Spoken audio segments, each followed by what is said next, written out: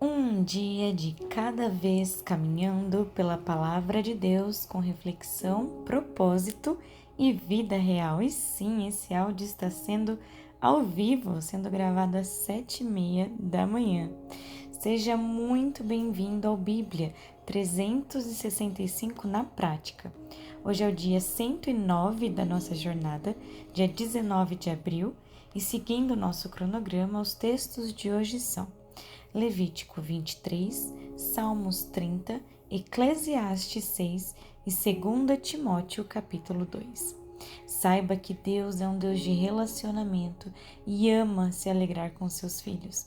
Portanto, prepare o seu coração, o seu secreto. E sem mais delongas, Levítico capítulo 23. Esse capítulo revela o coração de Deus Pai.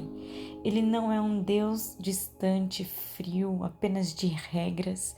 Ele é um Deus que estabelece tempos de encontro, de celebração, de descanso. Essas festas não eram apenas rituais religiosos, mas marcos espirituais que organizavam a vida em torno da presença de Deus. O capítulo começa com uma afirmação forte.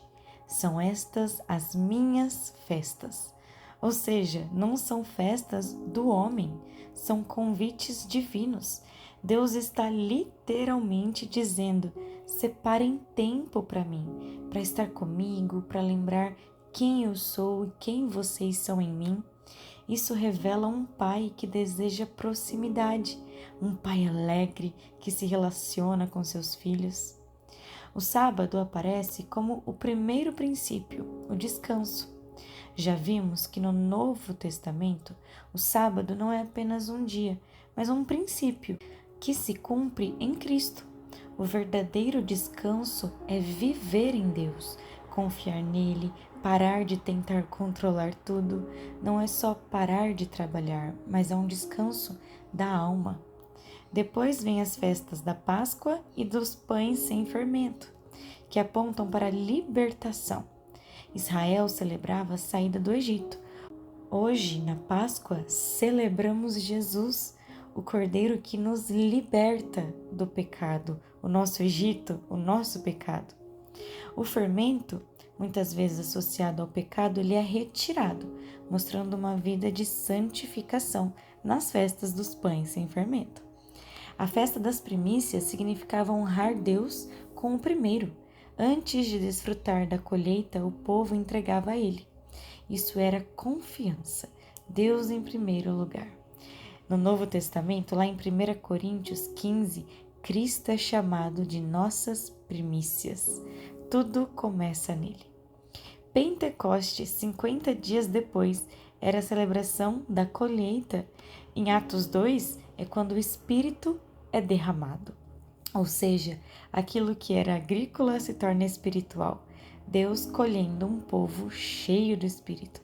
E no meio dessas festas, o Senhor diz: não colham até as beiradas, deixem para os pobres e para os estrangeiros. Aqui Deus mostra o seu caráter. Hoje veremos várias vezes o caráter de Deus. Mesmo na prosperidade, Ele ensina generosidade. A sua bênção é para alcançar a outros. Depois Ele mostra outras festas. A festa das trombetas, que é um chamado à atenção. Alguns dizem que Jesus voltará no dia dessas festas, mas o dia certo ninguém sabe. Tem o dia da expiação, a festa dos tabernáculos. Mas tudo aponta para algo. Deus queria que os filhos se alegrassem diante dele. A alegria é parte da vida com Deus. Não é uma alegria superficial, mas uma alegria que nasce da memória de quem Deus é, do que Ele faz. Deus organiza o tempo do seu povo para que eles não se percam. Ele intercala trabalho, descanso, arrependimento, festas, generosidade. É sobre uma vida alinhada com Deus, onde há tempo para parar, lembrar, celebrar, se humilhar, se alegrar. E nos revela que Deus quer presença, quer relacionamento, e não só ritual. Partindo agora para Salmos, capítulo 30. É um testemunho vivo de alguém que experimentou a intervenção real de Deus na dor, no medo, na restauração. Vemos claramente o agir do Pai e também do Espírito, trazendo vida, cura e transformação interior. Davi reconhece que foi Deus quem o livrou. Senhor, meu Deus, clamei a ti e tu me curaste. A oração é o primeiro movimento de quem conhece Deus. A partir disso vem uma convocação. Cantem louvores, deem graças. Ó Deus, aqui celebrando de novo. Quando Deus faz algo, não é para ficar em silêncio. O louvor é resposta. Gratidão é uma evidência de quem entendeu. Vemos o caráter de Deus quando Davi diz: a sua ira dura só um momento, mas o seu favor dura a vida inteira. Ele corrige, mas não permanece na ira. O coração dele é favor, graça, restauração. E vem um versículo super conhecido. O choro pode durar uma noite, mas a alegria ela vem pela manhã. Isso é uma realidade. A dor ela é temporária. A noite existe, porém não é eterna.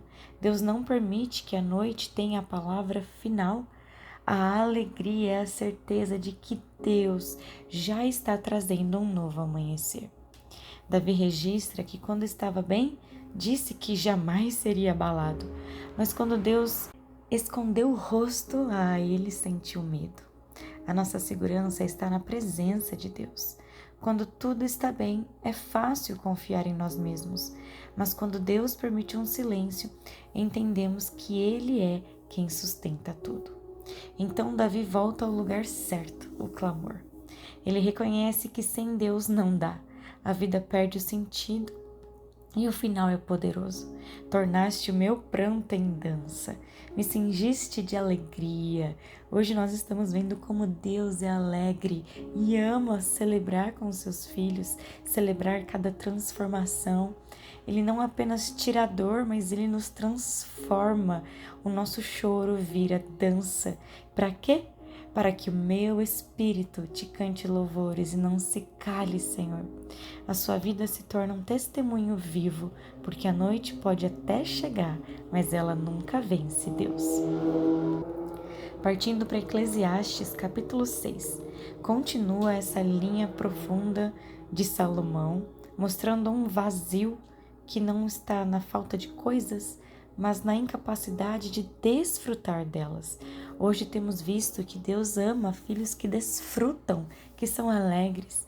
E Salomão traz aqui que Deus concede riquezas, bens e honras, mas para algumas pessoas Ele não concede que desfrute disso. Sabe por quê? Porque o problema não é sobre ter as coisas. O desfrutar também vem de Deus. Não adianta ter tudo e não ter paz, não ter alegria, satisfação. Tem gente que tem muito, mas vive vazio. Salomão chega a uma comparação pesada. Alguém que vive muito constrói uma vida inteira, mas não se satisfaz, é pior do que um aborto, que alguém que nem chegou a viver plenamente. Aqui ele está mostrando o peso de viver sem sentido, sem presença, sem Deus no centro. Em Levítico, vimos um povo que vive com propósito, com Deus, com a presença no centro. Salomão reforça: todo o trabalho do ser humano é para sua boca, contudo o seu apetite não se satisfaz. O homem vive correndo, produzindo, conquistando, mas o coração continua vazio, porque nada externo consegue preencher algo que é espiritual. Ele declara: melhor é o que os olhos veem do que aquilo que a alma deseja.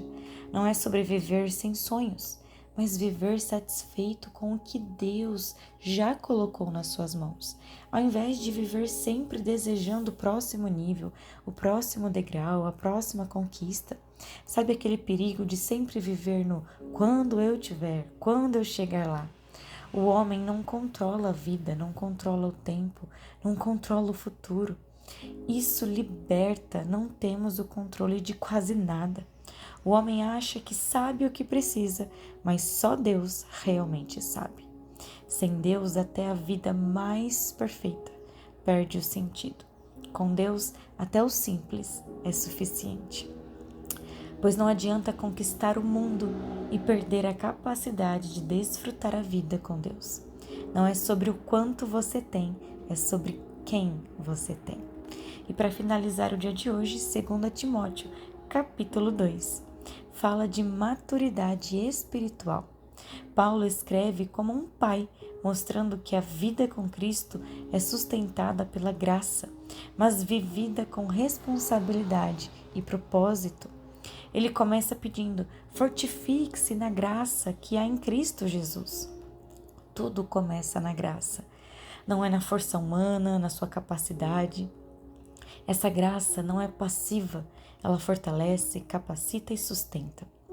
Então Paulo entrega uma missão: transmita essa palavra a homens fiéis. O que tem aprendido não é para parar em você, é para fluir, é para você ter discipulado, continue, ensine aos outros. Isso é reino. Depois, Paulo traz três figuras que explicam a vida cristã: o soldado, o atleta e o lavrador. O soldado não vive distraído, ele tem foco, deseja agradar quem o recrutou. Não dá para viver dividido entre Deus e o mundo. Já o atleta mostra disciplina, perseverança, que não é apenas correr, mas correr certo. Acima da intensidade é correr com direção. E o lavrador mostra trabalho constante, silencioso, paciente. Ele planta hoje para colher depois. E então Paulo fala algo poderoso: o Senhor dará a você compreensão. O estudo é bom, mas existem revelações que só o Espírito pode dar. Por isso, sempre ore ao ler a palavra ou estudar sobre Deus. Espírito Santo, revele os segredos do coração de Deus para mim. Paulo diz que a palavra de Deus não está algemada, apesar dele estar preso. A palavra não pode ser limitada. E então vem uma declaração do caráter de Deus: se já morremos com ele, também viveremos com ele. Se perseveramos, também com ele reinaremos. Se o negamos, ele nos negará. Se somos infiéis, ele permanece fiel, pois não pode negar a si mesmo. Isso não é permissão para errar, tá? Mas revela o caráter de Deus. Ele não muda, não negocia quem ele é. Nossa instabilidade não altera a fidelidade de Deus. Paulo nos chama também para manejar bem a palavra, viver ela com entendimento. Ele alerta para evitar discussões inúteis, porque quem vive de briga se afasta da verdade. Mesmo assim, é uma segurança. O fundamento de Deus permanece. Ele conhece os que são dele, e quem é dele se afasta da injustiça. Identidade e prática caminham juntas. Somos como vasos.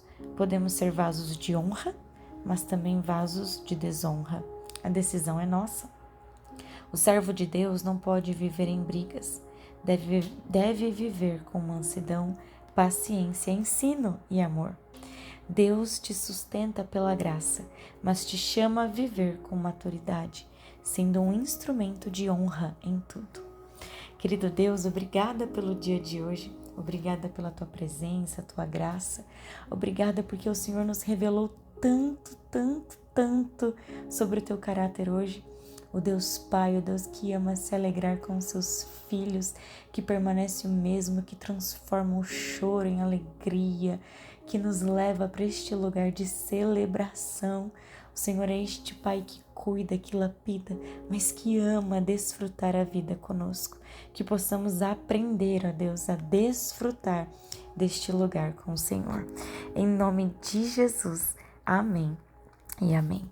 Que Deus te acompanhe hoje. Viva essa palavra na prática, alegre-se. Amanhã seguimos juntos no dia 110 da nossa leitura.